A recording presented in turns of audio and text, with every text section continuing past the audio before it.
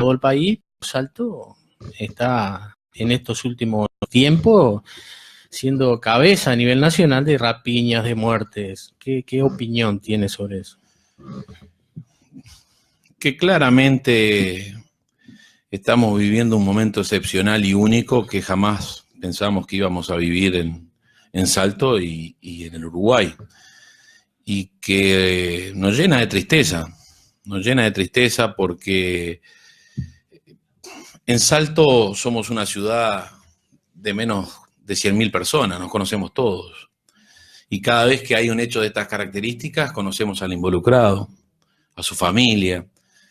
Y realmente se han destruido familias enteras por la violencia, por la inseguridad y por todo lo que estamos viviendo. Que fue un poco lo que le transmití también al propio ministro Bonomi en la interpelación.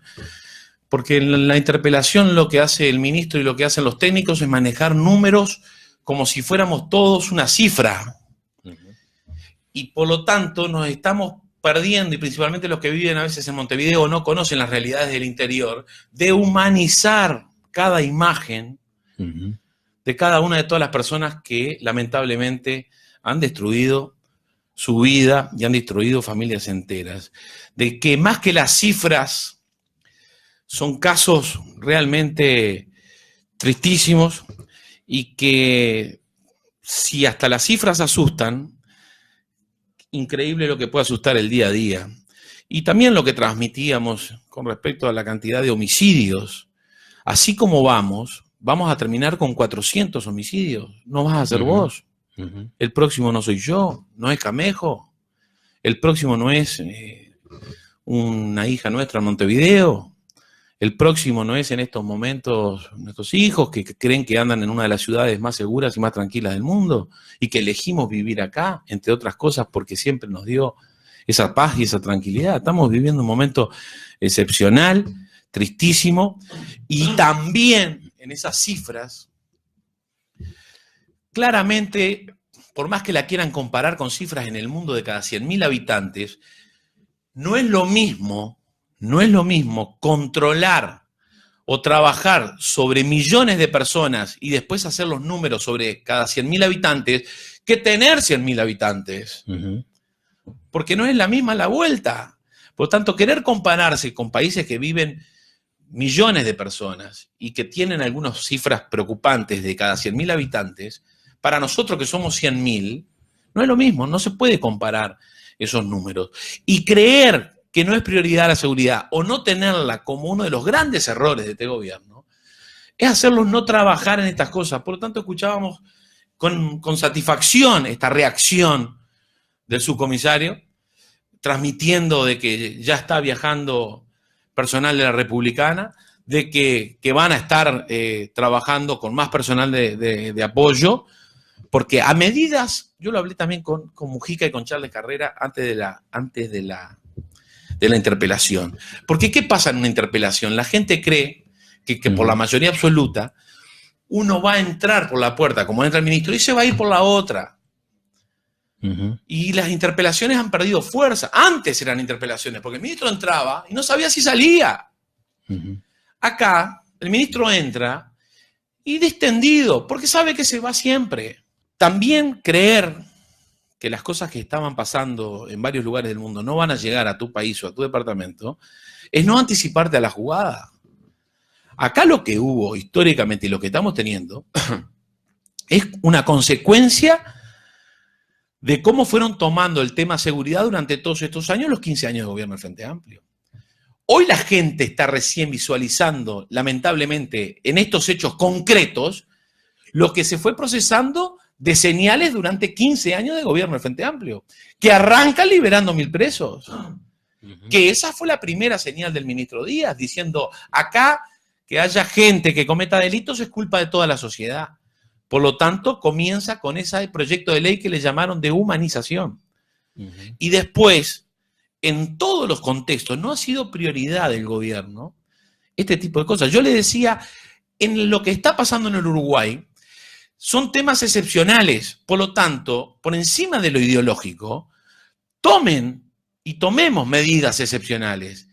Cedan un poco, para poder tener la oportunidad de darle herramientas a la justicia y a la policía para actuar de acuerdo a las consecuencias que hoy tenemos. Y también poner en agenda, en esa mayoría absoluta, los temas. ¿Qué tenemos hoy en agenda?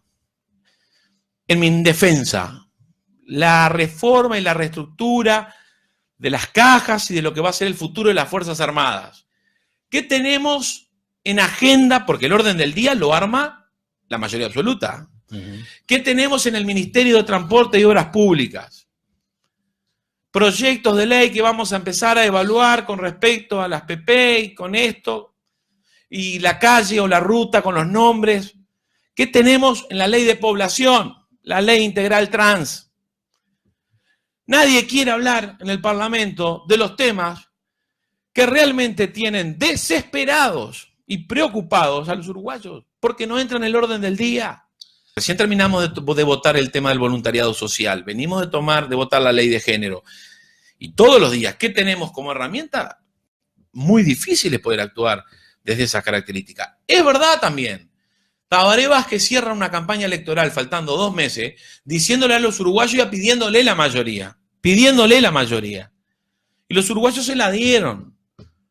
Por lo tanto, es legítima la mayoría que hoy tienen. Pero claramente estamos todos viendo de que es un error para el país darle a un partido político solo tanto poder como hoy tiene el Frente Amplio, que maneja absolutamente todo y que nos deja a nosotros casi imposibilitados, inhabilitados a todo. Todas estas discusiones y empujones y líos, el otro día veíamos hasta un insulto de Michelini, todo lo que fue con Sendic. En el Parlamento es cosa de todos los días. Pero ¿qué más se va a poder hacer que intentar seguir generando este tipo de cosas? Son casi manifestaciones de legisladores a la oposición, como hoy. La gente se va y se va a hacer sentir, pero después tiene todo límites, como lo decía el propio Bachi recién. Miren que no pueden cortar la ruta. Lo mismo pasa. Nosotros al final del día se vota, y cuando se vota, gana legítimamente un parlamento democrático. Y esas cosas terminan siendo importantes. Pero nosotros presentamos decenas de proyectos de ley. Uno que lo recuerdo, porque hablé con Michelini como coordinador del Frente Amplio, y que hablé con varios legisladores frente amplistas, para decirle, llévenme entre otras cosas, porque en mi departamento y muchos están conmocionados por la salida de Pablo Goncalves. Digo, yo sé que las leyes no pueden tener nombres y apellidos. Esta está inspirada en Pablo Goncalves, porque está todo el mundo preocupado de que en verdad, entiendo, y ustedes piensan así, cumplió la pena, tiene derecho a salir. Pero si el mundo y las estadísticas y los profesionales y los asesores te dicen que el índice de reincidencia, y lo decía Petit, el comisionado de cárceles el otro día, está por encima del 70%, es lógico que los padres uruguayos y que los uruguayos quieramos saber que por más que Goncalves cumpla la pena, ¿a dónde va a vivir? ¿Qué va a hacer? Que se presente a una comisaría cada 7 días, que tenga diferentes entrevistas para ver si tiene problemas con el alcohol, con la droga. Mínimas cosas de artículos de ley para hacerle seguimiento a una persona que está en la calle, que mató 3. Y que dice en todo el mundo que casi el 70% reincide. Tanto pueden poner énfasis en los derechos humanos y en lo que ellos creen que ya se cumplió la pena, y no hacer excepciones de este tipo para poner en agenda un proyecto de ley de estas características e intentar estar hablando de los temas que los preocupan a los uruguayos.